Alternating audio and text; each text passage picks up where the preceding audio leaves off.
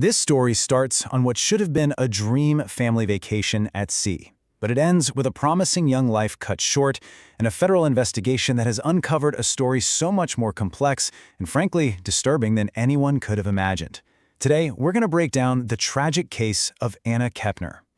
So, let me introduce you to Anna Kepner. She was just 18 years old, a high school senior and a cheerleader.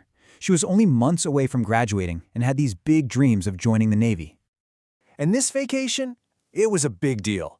A 6-day trip on the Carnival Horizon with her newly blended family.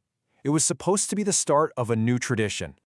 But then, on the very last night of the cruise, that dream of a new beginning, it just completely shattered. Anna was found dead in her cabin. At first, nobody really knew what was going on, but then details started to leak out, and they pointed to a crime scene that was, well, anything but simple. It all came down to this one huge question. What really happened inside that cabin? Okay, so let's get into the details. First thing you need to know, because this happened out at sea in international waters, it wasn't a local police matter. No, this immediately became a federal investigation. The FBI was called in to piece together what happened in the final, tragic moments of Anna's life. So let's walk through her final hours. On the evening of November 6th, the family's at dinner. Anna says her braces are bothering her. So she decides to head back to her cabin early. Simple enough, right? But the next morning, she's not at breakfast. And then, at 11:17 a.m., a ship's maid goes into the cabin and finds something absolutely horrifying. And this wasn't, someone who passed away in their sleep. This was a crime scene. The maid found Anna under the bed. She'd been wrapped up in a blanket, and then, and this is just bizarre, life vests from the cabin were piled on top of her like someone was trying to hide her. I mean, with a scene like that, there was really no question in investigators' minds. This wasn't an accident, and the Miami-Dade Medical Examiner's Office was about to make that official. And here's where things get interesting. The family, they actually released the death certificate to the media themselves, probably to stop rumors from swirling. And the conclusion on it? It was blunt. It was direct. Anna Kepner's death was a homicide. The report got even more specific. The cause of death was listed as mechanical asphyxia. Now, what does that mean? It's not a heart attack or some medical issue. It means an outside force, something or someone, literally stopped her from breathing. She was killed. The family also shared some other gut-wrenching details they got from the investigators. They believe the asphyxiation was from something called a bar hold, basically an arm across the neck. There were bruises on her neck to back that up. But, and this is important, the report found no signs of sexual assault, and toxicology came back clean. No drugs, no alcohol. Okay, we have a confirmed homicide. The FBI's big question now is no longer what happened, but who did it. And their investigation, well, it very quickly zeroed in on someone who was right there on that family vacation with Anna. Now, this next part comes directly from Anna's grandparents, who were also on the cruise. They say that investigators told them that ship surveillance footage showed only one person entering and leaving Anna's cabin during that critical time frame, her 16-year-old stepbrother with whom she was sharing the room. But here's the twist. The FBI has been completely silent on this. They have never, ever officially named a suspect. So how do we know the stepbrother is the person of interest? Well, it came out in a totally separate and apparently very messy family court custody battle between his mother and her ex-husband. So you can imagine, the family confronts the stepbrother, and what does he say? According to his own grandmother, his response was just baffling. He simply said, he does not remember what happened. That's it.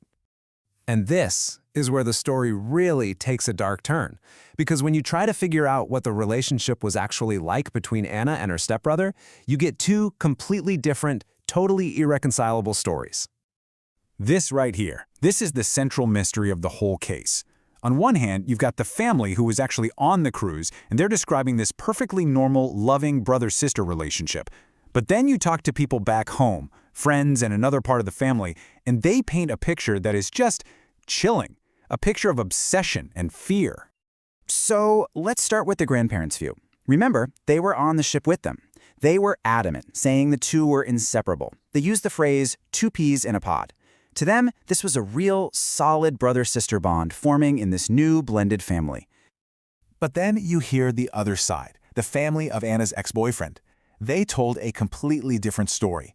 They claim the stepbrother was obsessed with Anna, that he was infatuated, wanted to date her, and that Anna herself was actually scared of him. And why? Because they said he always carried this big knife around. So you have these two wildly different stories, and you have to understand they're not happening in a vacuum. This whole tragedy unfolded against a backdrop of some serious, deep-seated family conflict. And if you want a picture of just how messy this family situation was, look no further than what happened to Anna's biological mother, Heather Wright. She says that Anna's father banned her from her own daughter's funeral. He actually threatened to have her arrested if she showed up. So what did she do? She put on a wig and high heels and went in disguise, just so she could say goodbye. So think about it. Almost everything we know, the video, the conflicting stories, the medical examiner's report, it's all coming from family members or through leaks from court documents. And that brings up the biggest question of all. Right? You're probably thinking the same thing I am. If they have video and they have a prime suspect, why hasn't anyone been arrested? Well, the answer really comes down to how the federal justice system works, and it is slow. Look, the FBI does not mess around, and they do not rush. Federal cases are built brick by brick. They have to interview every single potential witness. They have to wait for every single official lab report to come back. They have to analyze all that video, go through phones, social media, all of it. And only when they have every single piece of the puzzle do they go to the U.S. Attorney's Office.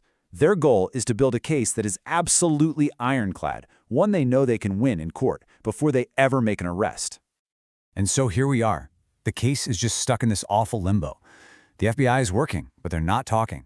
The family is completely fractured, dealing not only with this horrible loss, but with this horrifying accusation at its center. And it just leaves us all with that one haunting question. What is the real story here? Which version of their relationship is true? And what really truly happened to Anna Kepner in that cabin?